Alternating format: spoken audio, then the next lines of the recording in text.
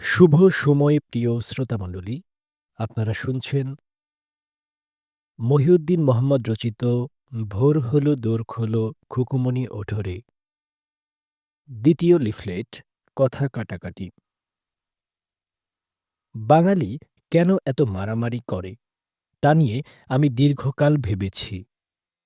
পরে দেখলাম যে বিশ্বের অন্যান্য অঞ্চলে মানুষ কারণ নিয়ে মারামারি করলেও বাঙালি মারামারি করে কোনো কারণ ছাড়াই। অথবা বাঙালির মারামারির কারণ এত তুচ্ছ যে তাকে কারণ বললে ধূলিকণাকে বলতে হবে নুড়ি। গত শনিবার সিলেটে সিনিয়র জুনিয়র বাকবিতণ্ডা নিয়ে এক বাঙালি ছুরি মেরে খুন করেছে আরেক বাঙালিকে।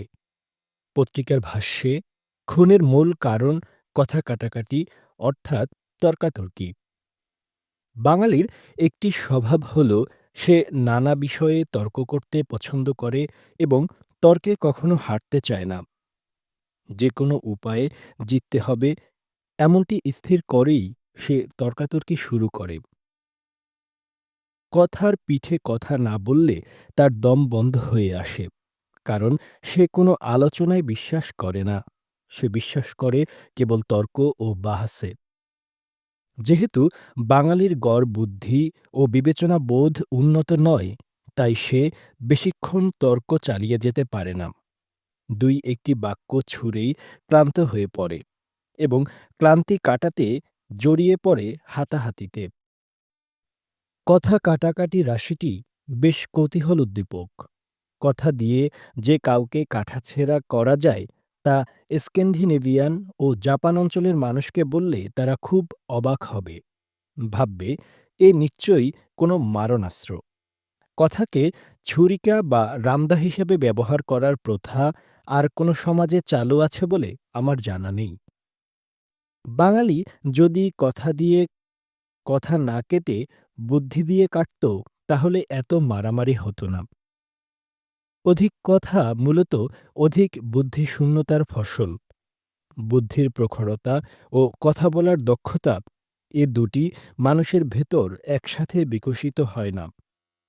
যিনি চমৎকার ভঙ্গিতে কথা বলতে পারেন, তিনি চমৎকার ভঙ্গিতে চিন্তা করতে জানেন না। বাক্পটুতা চিন্তাপটুতার লক্ষণ নয়।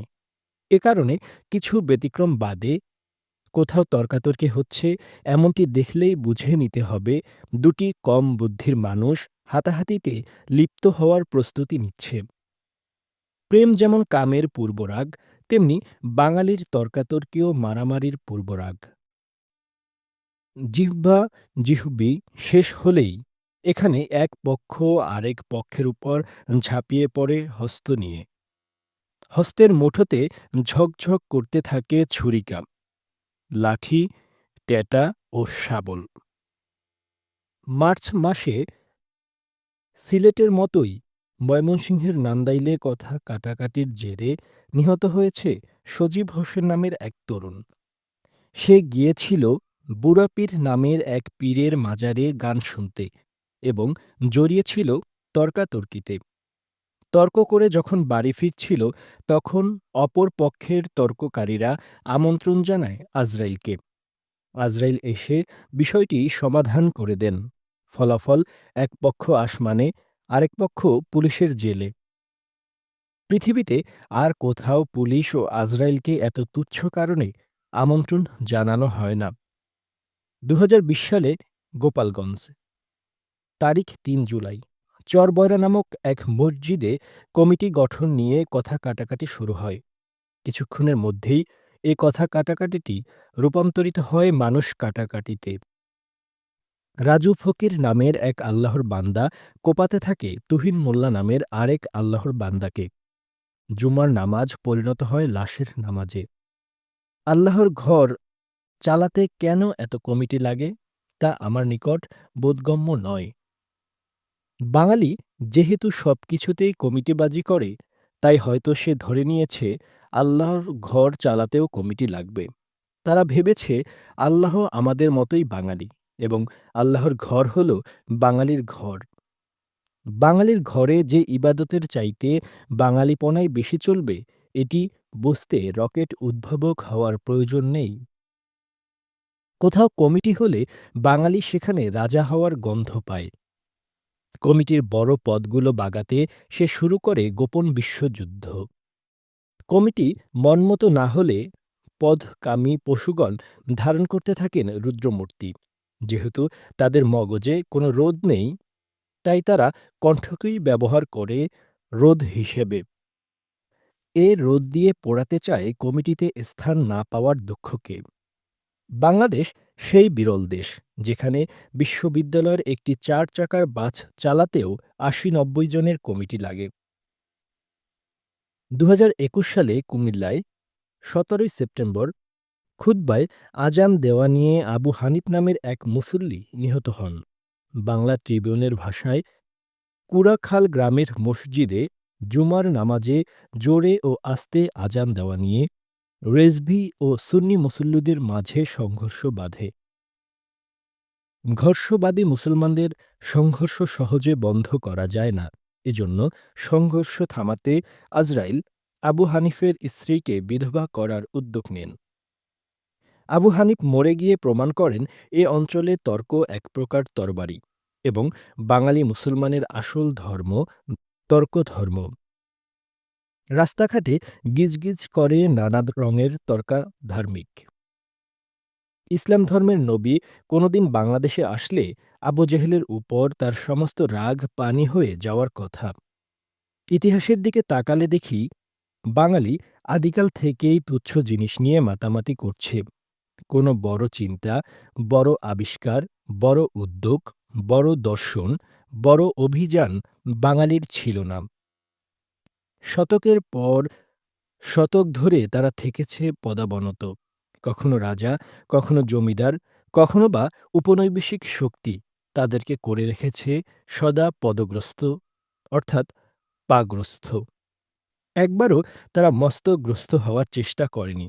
এমনকি বাঙালি যখন স্বাধীন হয়েছে, তখনও পাগ্রস্ততার চর্চা অব্যাহত রেখেছে। পায়ের পেছনে ছুটে ছুটে তারা হয়ে উঠেছে প্রাকৃতিক পাদুকা। অন্যের পায়ের জুতো হতেই এরা অধিক পছন্দ করছে। এমন পা সর্বস্ব জাতি দ্বিতীয়টি খুঁজে পাওয়া যাবে না। যারা সারাক্ষণ পদ বা পা নিয়ে উদ্বিগ্ন থাকে, তারা প্রাকৃতিকভাবেই সম্মান ও অহংপ্রবণ হয়। সম্মান এক প্রকার ইগো। বাঙালি যে কোনো মূল্যে এই ইগো রক্ষা করতে চায়। সম্মানের উপর আঘাতকে সে অস্তিত্বের উপর আঘাত মনে করে থাকে। এ কারণে তার অপমান বোধও বেশি। একটু বাতাসেই সে অপমানিত বোধ করে। সামান্য ঝড়ো হাওয়াতেই বাঙালি খুঁজে পায় নানা জিনিসের অবমাননা। ফলে তারা যখন তর্ক শুরু করে, তখন জান প্রাণ দিয়ে চেষ্টা করে ইগো বা সম্মান রক্ষার। সে জান দেবে, কিন্তু মান দেবে না। বাঙালির মান তার প্রাণের চেয়েও বড়। একবার আমার গ্রামে এক চোর নিজের মান রক্ষায় আপন শিশুকন্যার পেটে ছুরি চালিয়েছিল। উদ্দেশ্য প্রতিপক্ষকে মামলা দিয়ে ঘায়েল করা। বাঙালি বিশ্বাস, কাউকে ঘায়েল করতে না পারলে সম্মান থাকল কোথায়? গত মঙ্গলবার চট্টগ্রামে, তারিখ ৬ এপ্রিল ২০২২, দুই সম্মানশালী বাঙালি, নাম ফারুক ও ফরহাদ, চায়ের দোকানে বসে ক্রিকেট খেলা দেখছিল। তারা উপভোগ করছিল আইপিএল নামক একটি মাদকের আসর। বাঙালি যেহেতু কোনো কিছু উপভোগ করতে পারে না, অথবা উপভোগ করতে গিয়ে লিপ্ত হয় অপভোগে, তাই এই দুই সেনা হঠাৎ শুরু করে খেলা নিয়ে তর্কাতর্কি। একে অন্যের সম্মানের উপর তারা আঘাত হানতে থাকে কণ্ঠযোগে, এবং ভোঁতা কণ্ঠ দিয়ে যখন পর্যাপ্ত রক্তপাত ঘটানো যাচ্ছিল না, তখন স্বভাবসুলভ ভূমিতে তারা হাত ও পা খোলে। শুরু হয় হাতাহাতি, লাথালাথি। কিন্তু অস্ত্র হিসেবে হাত পা খুব একটা প্রাণঘাতী নয়। এ কারণে আজরাইল আসমান থেকে মাটিতে নামতে পারছিলেন না। বিষয়টি ফরহাদ টের পেয়েছিল। আজরাইলের ইচ্ছা পূরণ করতে সে দোকান থেকে বেরিয়েই আমন্ত্রণ জানায় সাঙ্গপাঙ্গদের, এবং লোহার পাইপ দিয়ে বাড়ি মেরে কেড়ে নেয় ফারুকের জান। খেলা নিয়ে এমন ঘটনা বাংলাদেশে নতুন নয়। এরকমটি অহরহ ঘটছে। ব্রাজিল ও আর্জেন্টিনার সমর্থকরা কথা কাটাকাটির নামে মাথা কাটাকাটি করছে। খেলার আসর বসছে ইউরোপে। পুলিশ মোতায়েন করা হচ্ছে ব্রাহ্মণবাড়িয়ায়। এ নিশ্চয়ই অভূতপূর্ব উন্নতি। জাতি হিসেবে বাঙালি মূলত ইন্দো-আর্য জনগোষ্ঠী। সে হিসাবে ভারতীয় বা পাকিস্তানিদেরকেও আমি বাঙালি বলে গণ্য করতে পারি। ফলে বলা যায়, কথা কাটাকাটি ও হাতাহাতির যে সংস্কৃতি বাংলাদেশে চালু আছে তা পুরো ভারতবর্ষেরই সংস্কৃতি। কিছুদিন আগেই পাকিস্তানের ২ এমপি লাইভ টকশোতে ঘুষাঘুষি করেছেন। ৫ বছর আগে ভারতের বেঙ্গালুরুতে ২০১৬ সালে প্রজেক্টরে টি-২০ ক্রিকেট দেখা নিয়ে প্রাণ ঝরেছে এক তরুণের। প্রাণ ঝরার কারণ তর্কাতর্কি। তর্কাতর্কির বিষয় ছিল একটি কুকুরের ডাক। কুকুরটি নাকি খেলা দেখায় বিঘ্ন ঘটাচ্ছিল। তবে শুধু খেলা নিয়ে নয়, রাজনৈতিক ও ধর্মীয় ব্যাপারেও ভারতে নিয়মিত মারদাঙ্গা হচ্ছে। শুনেছি নূহ নবীর ছেলে হামের এক নাতি ছিল, নাম বঙ্গ। বঙ্গ সাহেব এ অঞ্চলে প্রথম বসতি গড়ে প্রতিষ্ঠা করেছিলেন বঙ্গরাজ্য। বঙ্গ ধর্মীয় তর্কাতর্কি ও মারামারির আদি উৎস তিনি কিনা তা খুঁজে বের করতে প্রত্নতাত্ত্বিকরা কাজ করতে পারেন। গতকাল নরসিংদীর রায়পুরায়, তারিখ ১০ এপ্রিল ২০২২, জনৈক আল্লাহর বান্দা নুরুল ইসলাম তার ৪ বছরের শিশুকন্যা নুসরাতকে নিয়ে মসজিদে নামাজ আদায় করতে গিয়েছিলেন। শিশুটিকে নিয়ে তিনি দাঁড়িয়েছিলেন ইমামের পেছনের সারিতে। এ নিয়ে আলাউদ্দিন নামের আরেক আল্লাহর বান্দা আপত্তি তোলেন। আলাউদ্দিনের দাবি, ইমামের পেছনে মেয়ে শিশু থাকলে নামাজ হবে না। ২ আল্লাহর বান্দা মসজিদের ভেতর থেকে একে অন্যের সাথে বাকযুদ্ধ করেছে। এ দৃশ্য দেখে ইবলীসের আনন্দ যেন আর ধরছিল না। একটি সামান্য শিশু নামাজ নষ্ট করার ক্ষমতা রাখে, এটি জেনে আলাউদ্দিনের প্রতিভার উপর ইবলীস খুব খুশি হয়েছিল। সে উভয় পক্ষকে আহ্বান জানাল, তোমরা হাত খোলো, হাত খোলো। কণ্ঠ দিয়ে যুদ্ধ করলে আল্লাহ খুশি হবেন না। ইবলীসের আহ্বানে সাড়া দিয়ে আল্লাহকে খুশি করতে বান্দা দুটি হঠাৎ শুরু করল হস্তকলা। এই হস্তকলা এক পর্যায়ে বিস্তৃত আকার ধারণ করল এবং নুরুল পক্ষের হস্তশিল্পের বলি হয়ে আসমানে চলে গেল আলাউদ্দিনের ভাগ্নে লালচান মিয়া। শিশুকন্যাটি কারো নামাজ নষ্ট করেছিল কিনা জানি না, কিন্তু এই ২ নামাজি যে তর্ক করে একজনের প্রাণ নষ্ট করেছে তা চোখ না খুলেই বলতে পারি। যদি বিজ্ঞানের আশ্রয় নেই, তাহলে দেখতে পাব পুরুষদের দাঙ্গাবাজির পেছনে টেস্টোস্টেরন নামক একটি হরমোনের প্রভাব রয়েছে। ব্যাট্রিনোসের এক গবেষণাপত্রে দেখলাম, মারামারি, খুন, ধর্ষণ, ছিনতাই প্রভৃতি সহিংস অপরাধের কারণে জেল খেটেছেন এমন কয়েদিদের মাঝে টেস্টোস্টেরন হরমোনের মাত্রা স্বাভাবিকের চেয়ে বেশি। ব্যাট্রিনোস আরও দাবি করেছেন, খেলাধুলার উত্তেজনাকর মুহূর্তে খেলোয়াড়দের শরীরে টেস্টোস্টেরন লেভেল বৃদ্ধি পায়। আবার সাপোলস্কির এক গবেষণায় দেখলাম, টেস্টোস্টেরন হরমোন মানুষকে তার সামাজিক মর্যাদা রক্ষা করতে উদ্বুদ্ধ করে। যেহেতু সামাজিক মর্যাদা রক্ষার একটি প্রাচীন পদ্ধতি হল মারপিট করে প্রতিপক্ষকে হটিয়ে দেওয়া, তাই টেস্টোস্টেরন হরমোনের সাথে মানুষের মারামারি করার প্রবণতার একটি যোগসূত্র লক্ষ্য করা যায়। বাঙালির গড় টেস্টোস্টেরন লেভেল কত আমি জানি না। তবে সংশ্লিষ্ট খাতের গবেষকরা যদি এ ব্যাপারে কিছু অনুসন্ধান করেন, তাহলে জাতিটির মারমুখ চরিত্রের সাথে তাদের জৈবিক গঠনের একটি সম্পর্ক অনুমান করতে পারব। কেন তারা নানা তুচ্ছ বিষয় নিয়ে মাথা ফাটাফাটি করে, কেন তর্কে শুধু তারা জিততেই চায়, হারতে চায় না, এর একটি বায়োলজিক্যাল লিঙ্ক সম্ভবত আছে। বাংলাদেশে ইভোলিউশনারি ও নিউরোবায়োলজি নিয়ে কাজ করেন এমন কেউ যদি থাকেন, তাহলে আমি আহ্বান জানাব এ বিষয়টি যেন তারা একটু খতিয়ে দেখেন। ফোন আলাপ, ২য় পর্ব। আলাপ পাগলা কুকুর। শয়তান প্রশ্ন করছেন, আপনি এখানে নানা তুচ্ছ কারণে বাঙালির মারামারি করার স্বভাব তুলে ধরেছেন এবং বলেছেন যে এসব মারামারি সূত্রপাত ঘটে মূলত কথা কাটাকাটির জেরে। কিন্তু কথা কাটাকাটির যে প্রবণতা সমাজে দেখা দিয়েছে, এটি কিভাবে কমানো যায়? জিব্রাইল উত্তর দিচ্ছেন, বাঙালি কি কারণে কথা কাটাকাটিতে জড়ায় তার কিছু ইঙ্গিত তো আমি দিয়েছি। এ কারণগুলোর দিকে তাকালেই আমরা সমাধান খুঁজে পাব।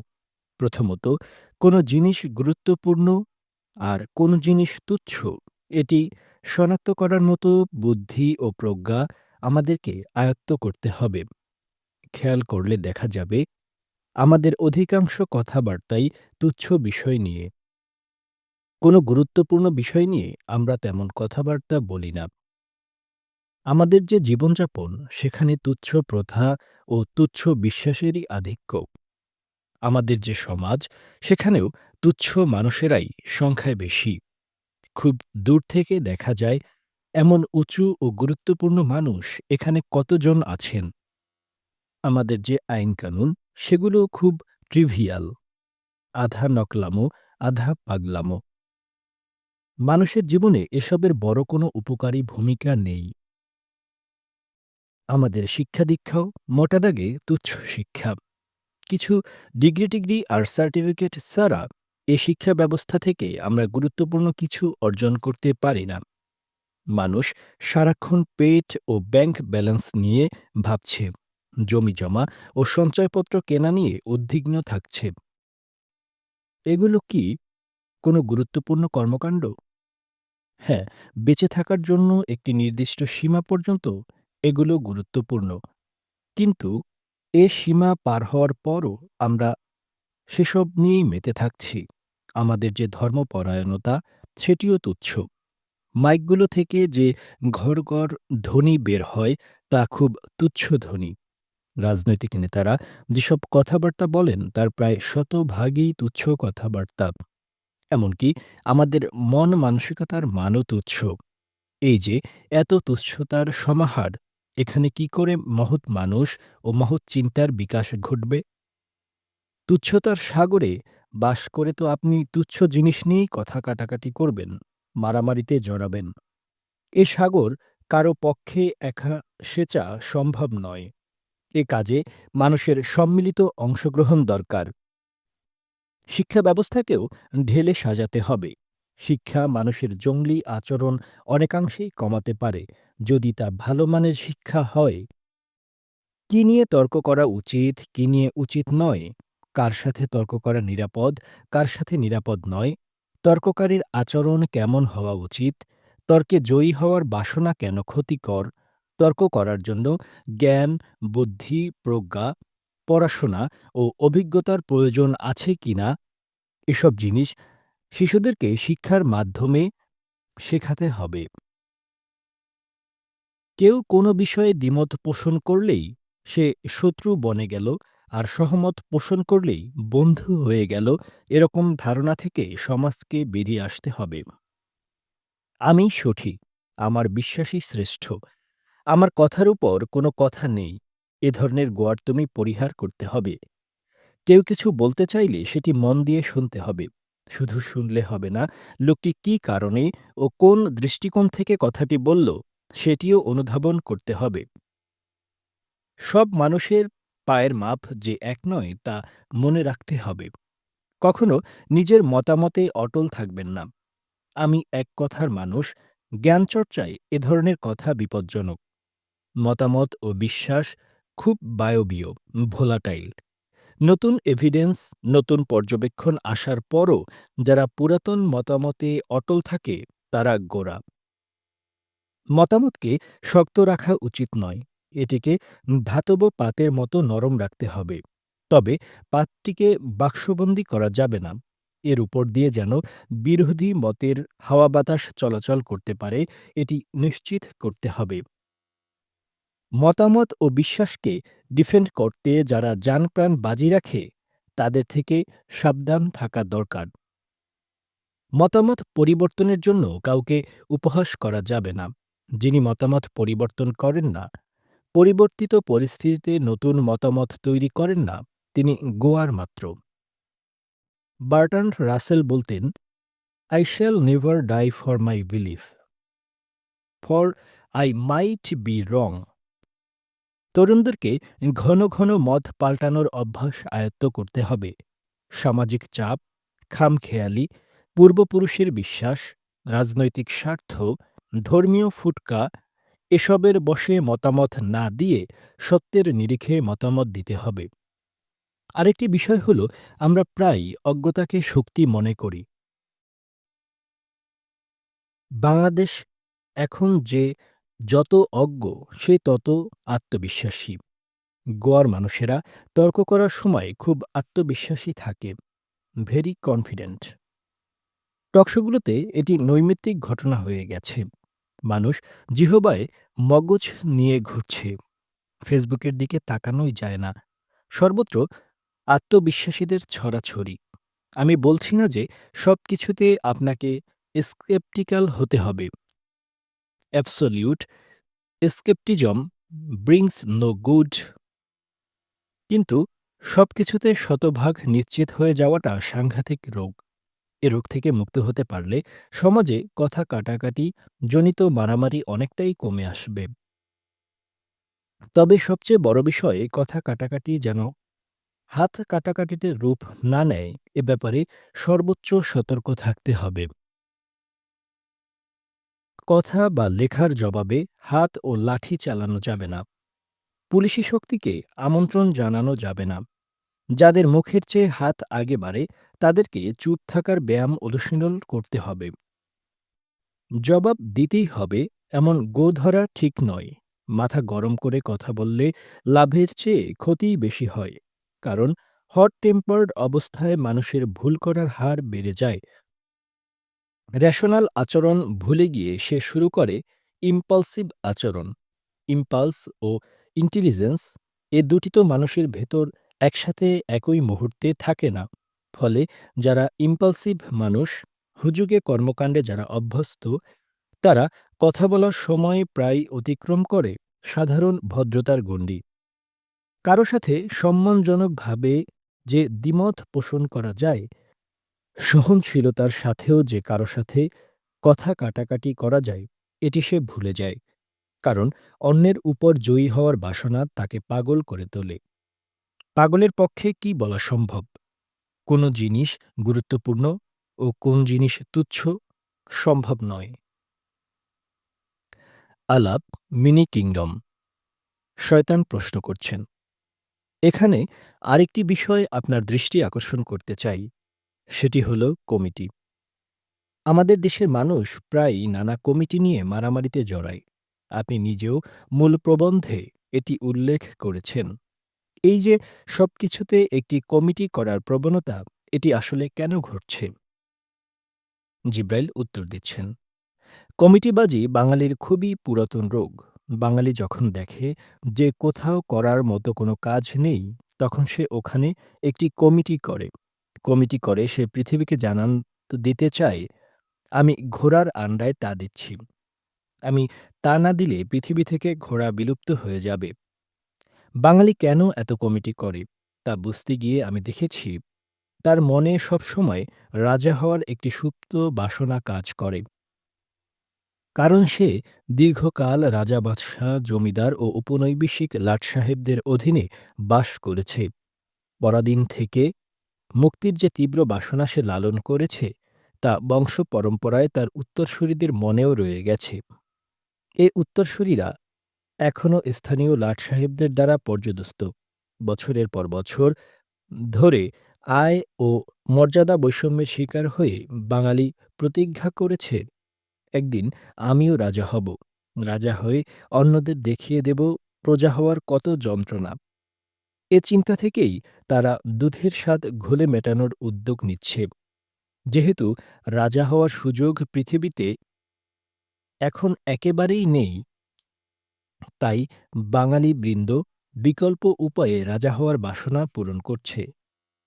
এ বিকল্প উপায়ের একটি হল কমিটি। কমিটির সভাপতি কল্পনায় রাজমৈথুন করে চরিতার্থ করতে থাকেন তার রাজ বাসনা। কমিটির উপদেষ্টা, সহসভাপতি, সেক্রেটারি, সদস্য সবাই মিলে ভান করেন তারা একটি রাজ্য চালাচ্ছেন। এ রাজ্যের তারা একছত্র অধিপতি। প্রধানত মানুষ যখন কাউকে পদোন্নত করার সুযোগ পায়, তখন তার খুশির কোনো সীমা থাকে না। উদাহরণ হিসেবে আমাদের ছাত্রনেতাদের কমিটির কথা বলা যায়। এই কমিটিগুলোর সর্বময় ক্ষমতা দুটি পদে কেন্দ্রীভূত, একটি সভাপতি আর একটি সেক্রেটারি।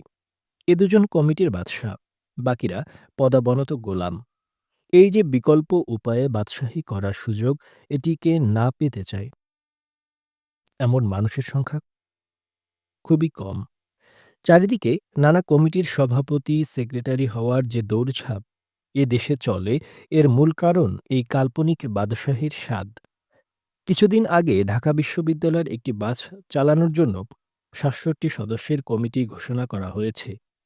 বিশ্ববিদ্যালয়টি জাতিকে আর কিছু দিক না দিক, নিয়মিত বিরতিতে যে এ ধরনের সঙ্গকাণ্ড উপহার দিচ্ছে, এজন্য নাগরিক হিসেবে আমাদের কৃতজ্ঞতা প্রকাশ করা উচিত।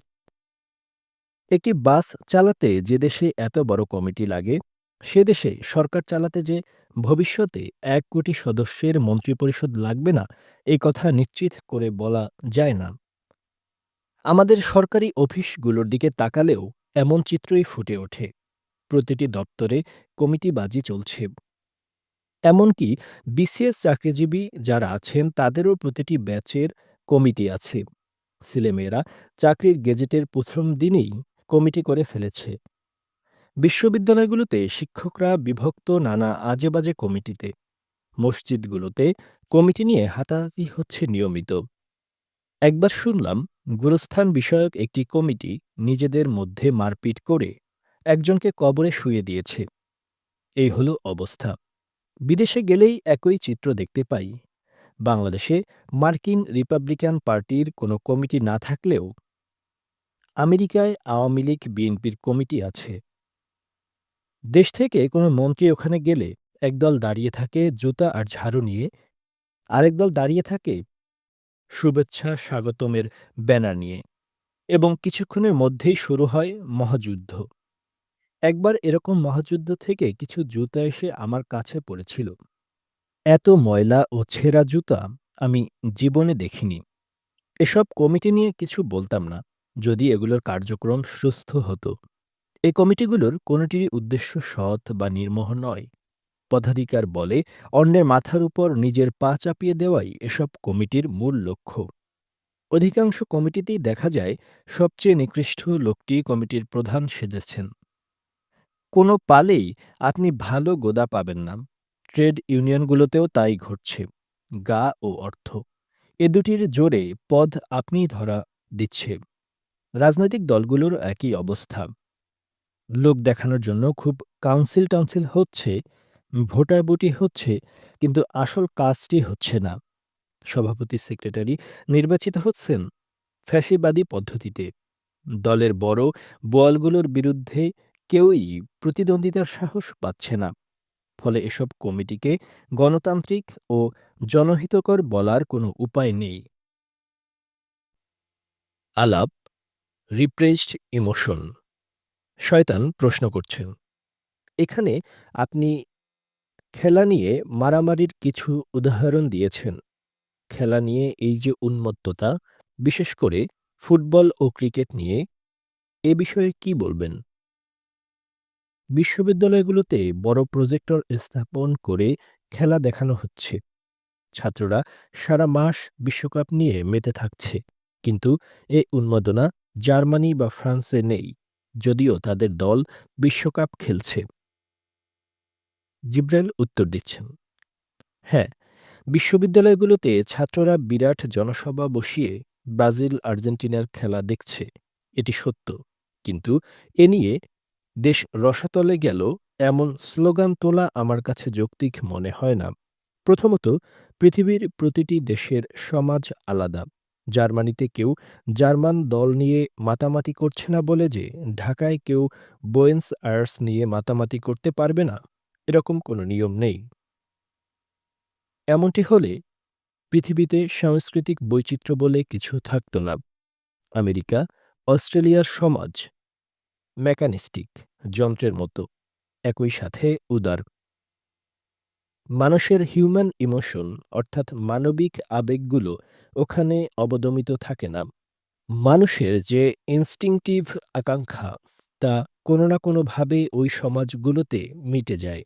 ইন্টেলেকচুয়াল ডিজায়ারও ওখানে বাধাগ্রস্ত নয়। ফলে তরুণরা হঠাৎ দল বেঁধে কোনো বিষয়ে ইমোশন প্রকাশ করবে এ সম্ভাবনা ওখানে কম। কিন্তু বাংলাদেশে এ সম্ভাবনা বেশ উঁচু। কারণ এখানে তরুণরা সারাক্ষণ নানা আফসোস ও হতাশার ভেতর থাকে। তারুণ্যের যে প্রাণচাঞ্চল্য সেটি আমাদের তরুণরা স্বাভাবিক প্রক্রিয়ায় প্রকাশ করার সুযোগ পায় না। ফলে হঠাৎ কোনো উপলক্ষ পেলে, যেমন ফুটবল ও ক্রিকেট খেলা, তারা দল বেঁধে তীব্র শক্তিতে হৈ-হুল্লোড়, উল্লাস, উত্তেজনা এগুলো দেখাতে থাকে। এসব কিন্তু দীর্ঘদিনের চাপা পড়া ইমোশন বা আবেগের বহিঃপ্রকাশ। এ আবেগ প্রকৃত অর্থে খেলা দেখার আবেগ ছিল না। হয়তো এটি ছিল যৌন আবেগ, সুস্থ ক্রীড়াকর্মে অংশ নেওয়ার আবেগ, একটি ভালো পরিবেশে পড়াশোনা করতে চাওয়ার আবেগ, আর্থিক নিশ্চয়তা অর্জনের আবেগ, চিত্তবিনোদনের আবেগ, রাজনীতি করার আবেগ, স্বাধীনভাবে কথা বলার আবেগ। যেহেতু এসবের কিছুই সে পাচ্ছে না, তাই এ আবেগগুলো বিকৃত হয়ে প্রকাশিত হচ্ছে খেলা নিয়ে মাতামাতি করার আবেগ হিসেবে। আমাদের রাজনীতিকরা তরুণদের জন্য একটি ভালো মানের রাষ্ট্র নির্মাণ করুক, দেখবেন খেলা নিয়ে এ ধরনের আবেগ স্বয়ংক্রিয়ভাবে কমে গেছে। আরেকটি বিষয় হলো, বাংলাদেশের মানুষ ফুটবল ভালোবাসে। এর কারণ তার নিজের জীবনটা ফুটবলের মতো। বাবা-মার লাথি, বেকারত্বের লাথি, রাজনীতির লাথি, সমাজের লাথি, ধর্মের লাথি, দারিদ্র্যের লাথি, জিপিএর লাথি, বিসিএসের লাথি, প্রেমিকার লাথি, এরকম অজস্র লাথি খেয়ে সে ধরে নিয়েছে তাকে দিয়ে গোললাইন অতিক্রম করা সম্ভব নয়। এজন্য দুধের স্বাদ ঘোলে মেটাতে সে তাকিয়ে থাকে ফুটবলের দিকে। মেসি বা নেইমারের লাথি খেয়ে কোনো বল যখন গোললাইন পার হয়, তখন সে গোপনে বলতে থাকে, "দেখো, উপযুক্ত লাথি পেলে আমিও বলটির মতো গন্তব্যে পৌঁছতে পারতাম।" আমাদের দুর্ভাগ্য, বাংলাদেশের বিশ্ববিদ্যালয়গুলো তরুণদের পশ্চাতে আজও একটি ভালো মানের লাথি লাগাতে পারেনি। আলাপ, আয়নাকোষ। শয়তান প্রশ্ন করছেন, আপনি এখানে রিপ্রেসড ইমোশনের কথা বললেন, কিন্তু খেলা নিয়ে মাতামাতির কোনো শরীরবৃত্তীয় কারণ আছে কি না তা স্পষ্ট করেননি। শরীরবৃত্তীয় কারণ আছে কি? জিব্রাইল উত্তর দিচ্ছেন, আছে। খেলার প্রতি মানুষের যে আগ্রহ বা উন্মাদনা, সেটিকে ভালো করে বুঝতে হলে আমাদেরকে মিরর নিউরনের দিকে তাকাতে হবে। মিরর নিউরন, যেটির বাংলা করেছি আমি আয়নাকোষ, এটি আমাদের প্রত্যেকের মগজেই আছে। আমরা যখন কোনো ঘটনা প্রত্যক্ষ করি, তখন আয়নাকোষ আমাদেরকে মানসিকভাবে ওই ঘটনার একজন কর্তা, অর্থাৎ অ্যাক্টিভ পার্টিসিপেন্ট বানিয়ে ফেলে। ঘটনা বা মঞ্চের চরিত্রের স্থলে মানুষ নিজেদেরকে কল্পনা করতে শুরু করে এবং সে অনুযায়ী প্রতিক্রিয়া দেখাতে থাকে। ফুটবলে মেসি ও রোনালদোর লাথি মারলে আমরা ভাবি লাথিটা আমরাই মেরেছি। তাদের বিজয় আমাদেরই বিজয়। এবং এটি শুধু খেলার ক্ষেত্রেই ঘটে না, বই পাঠের সময়ও এমনটি ঘটে। Crime thriller, psychological thriller, romance thriller এ ধরনের বইপত্র পড়ার সময় আনাড়ি পাঠকরা আয়নাকোষের প্রভাবে গল্পের চরিত্রের ভেতর নিজেরাই ঢুকে পড়ে। Masud Rana series, Sherlock Holmes, Dan Brown, J K. Rowling, Feluda, Misir Ali series, Himu series এসব এত জনপ্রিয় কেন? কারণ এসব সিরিজ খুব সহজেই মানুষের মিরর নিউরনকে সক্রিয় করতে পারে। মিরর নিউরন তখন ফিকশনের ঘটনাপ্রবাহকে পাঠকের নিজের ঘটনাপ্রবাহ হিসেবে ট্রান্সলেট করতে শুরু করে। শার্লক হোমস ব্যথা পেলে পাঠকও ব্যথা পান। এই প্রক্রিয়ায় পাঠকের মনে জন্ম নেয় এক প্রকার নেশা উদ্রেককারী আবেগ। এই আবেগের বশে সে একটি বই শেষ করে দৌড়ে যায় আরেকটি বই কেনার জন্য। গিয়ে বলতে থাকে, মিসির আলীর নতুন কোনো বই এসেছে? ব্যাপারটি সামাজিক ও রাজনৈতিক গুরুত্ব আছে। কারণ সমাজের অধিকাংশ মানুষ যদি এভাবে নিজের ভেতর ফুটবল ও ক্রিকেট খেলোয়াড়ের আয়নাবিম্ব তৈরিতে ব্যস্ত হয়ে পড়ে বা আজেবাজে বই পাঠ করে সেগুলোর চরিত্র ও আবেগকে নকল করতে থাকে, তাহলে সংকট অত্যাসন্ন। মানুষ তখন কোনো গুরুত্বপূর্ণ বিষয় নিয়ে ভাবার অবসর পাবে না। তাদের বুদ্ধি আড়ষ্ট হতে থাকবে। গভীর দৃষ্টি নিয়ে কোনো কিছুর দিকে তাকাতে পারবে না। এ প্রবণতা সমাজে জন্ম দিতে পারে রাজনৈতিক স্থবিরতার। যে সমাজ রাজনৈতিকভাবে স্থবির, যে সমাজের বাসিন্দারা রাজনীতিক চিন্তা চেতনায় অনগ্রসর, সে সমাজে সংসদের জন্য মানসম্পন্ন প্রার্থী উৎপাদন করা কঠিন। ওখানে দুষ্ট ও ধুরন্ধররা বনে যাবে আইন প্রণেতা। আমার কথা হলো, আপনারা খেলা দেখুন, খেলা নিয়ে মাতামাতি করুন। আমি আপত্তি করছি না। কিন্তু সমাজ ও রাষ্ট্রের গুরুত্বপূর্ণ বিষয়গুলোতেও যেন সমানভাবে চোখ কান খোলা থাকে, এ বিষয়টি নিশ্চিত করতে হবে। কোনো দেশের জনগণ যদি সারাক্ষণ খেলাধুলা ও আজেবাজে বই নিয়ে মেতে থাকে, তাহলে ধুরন্ধররা খুব খুশি হন।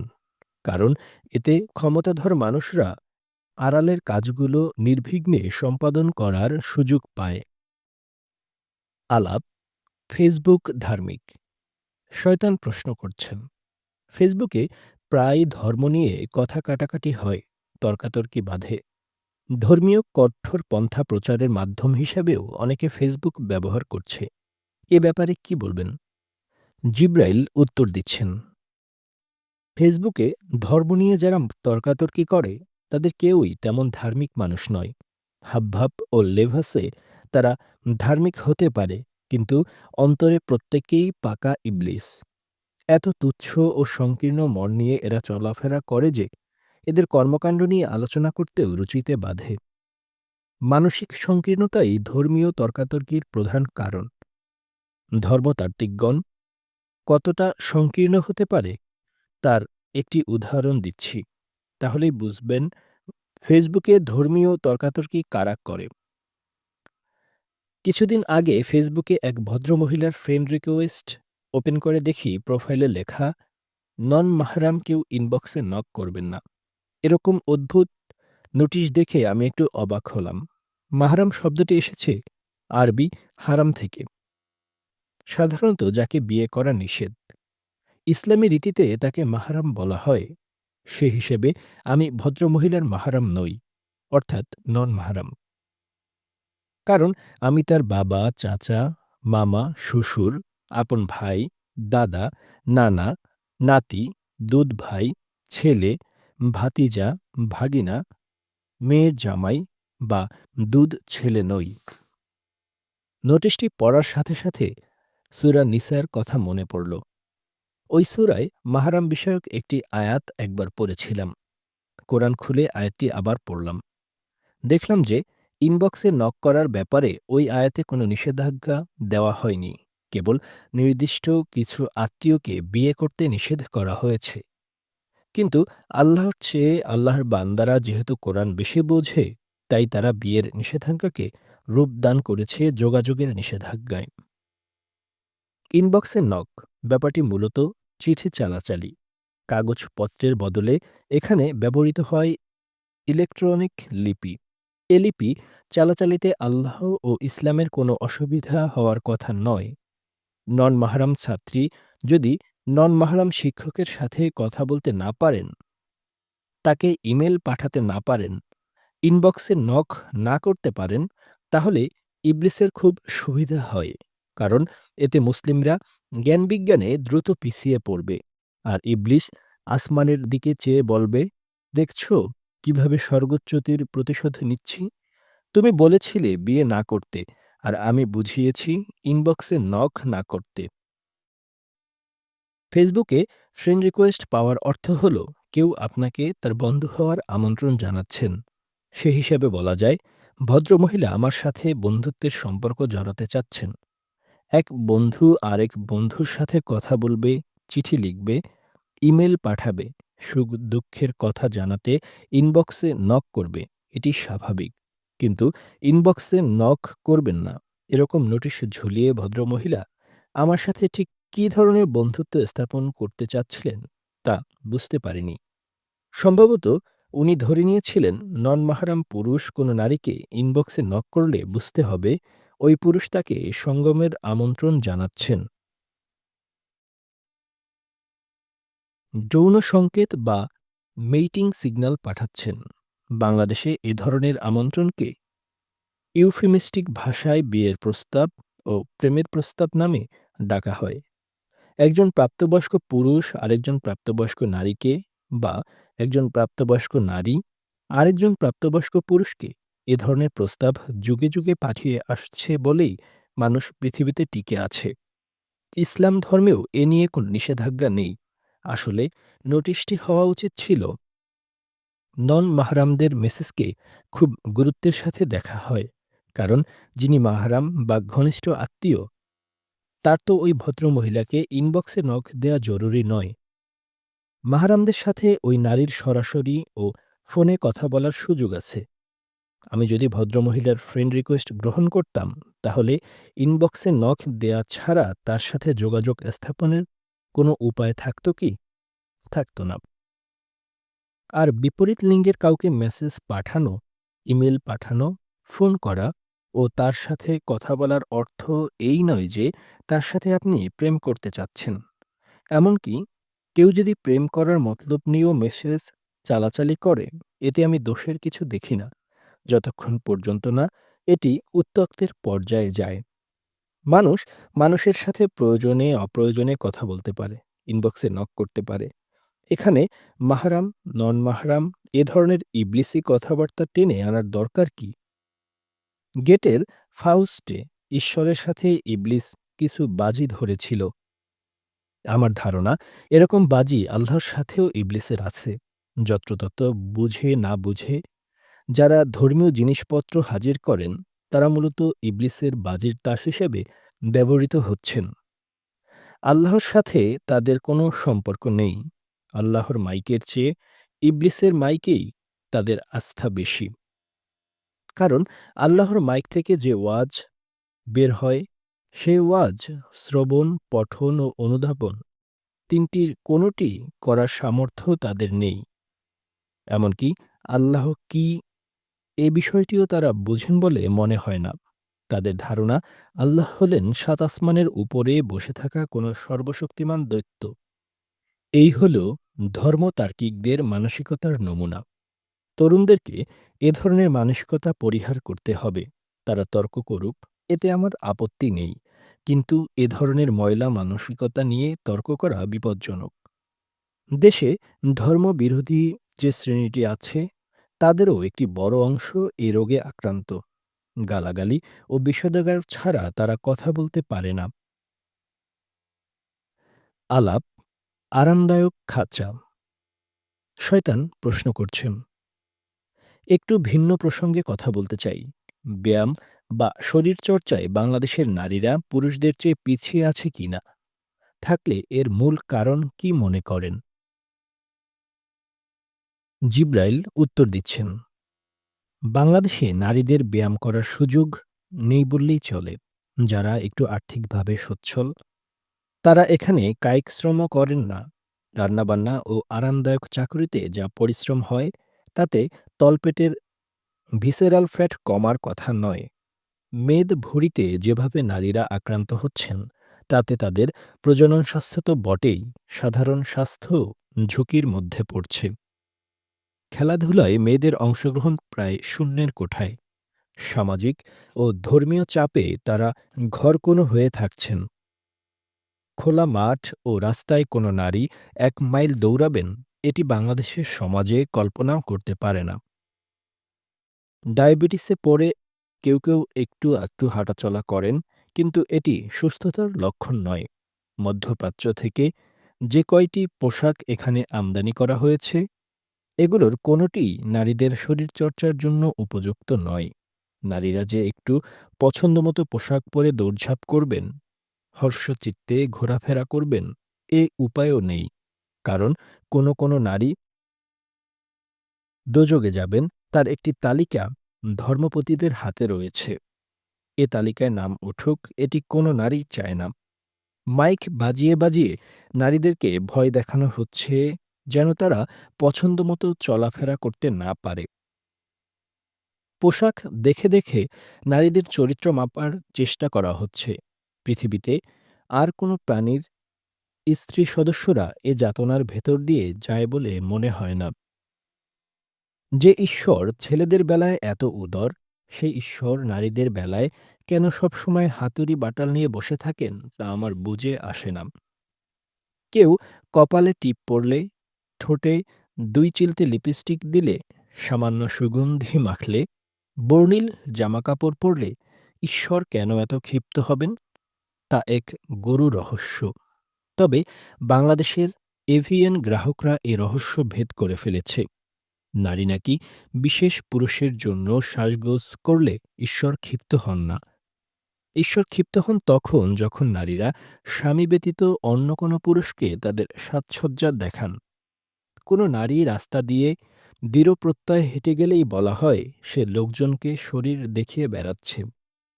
মূর্খবৃন্দের কথা শুনলে মনে হয় ঈশ্বর বুঝি স্বামী সম্প্রদায়ের একান্ত বাধ্যগত চাকর, যেখানে স্বামীদের উচিত ছিল স্ত্রীদেরকে খেলাধুলা ও শরীরচর্চায় উদ্বুদ্ধ করা। সেখানে স্বামীগণ ঈশ্বরের নামে বানোয়াট কথা ছড়িয়ে নারীদেরকে হীনমন্য করে রাখছে। ঈশ্বর যে ব্যাপারে কোনো কথাই বলেননি, সে ব্যাপারে স্বামীরা নানা কথা ঈশ্বরের পক্ষে উদ্ভাবন করেছে। ছেলেরা উদম হয়ে ঘুরলেও শরীর প্রদর্শিত হয় না, কিন্তু মেয়েরা একটু মুখ উন্মোচন করলেই শরীর প্রদর্শিত হয়ে যায়। দোজখের তালিখাতায় তাদের নাম চলে যায়। তবে এসবে দমে গেলে চলবে না।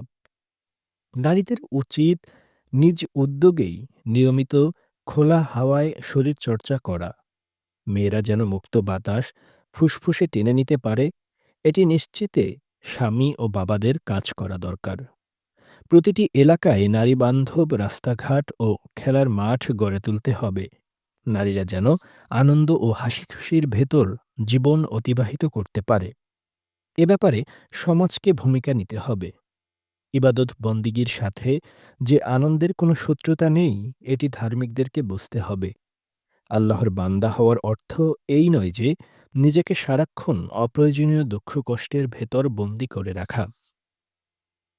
আনন্দঘন সুস্থ জীবনযাপন করেও যে ধর্মকর্ম করা যায়, এটি বাংলাদেশী নারী পুরুষদেরকে অনুধাবন করতে হবে। পৃথিবীতে একটু হাসিখুশি থাকলে পরকালে সাজা পেতে হবে, এটি হিংসুটে মগজের দরিদ্র চিন্তা। ঈশ্বর বাঙালির মতো এত ছোটলোক নন যে একজন নারী তার শরীর সুস্থ রাখতে মাঠে খেলাধুলা করলে তাকে নরকে ছুঁড়ে দেবেন। যারা নারীদেরকে রাত-দিন পরকালের ভয় দেখায়, তারা ঘিলুশূন্য ঈর্ষাকাতর প্রাণী। একজন জাপানি থিওলজিস্টের সাথে একবার পরকাল নিয়ে আমার আলোচনা হয়েছিল। তিনি জানিয়েছিলেন, পরকাল যদি থেকেও থাকে, তবে সেটা জাপানিদের জন্য ভীতিকর হবে না। কারণ জাপানিরা তেমন একটা পাপ করে না।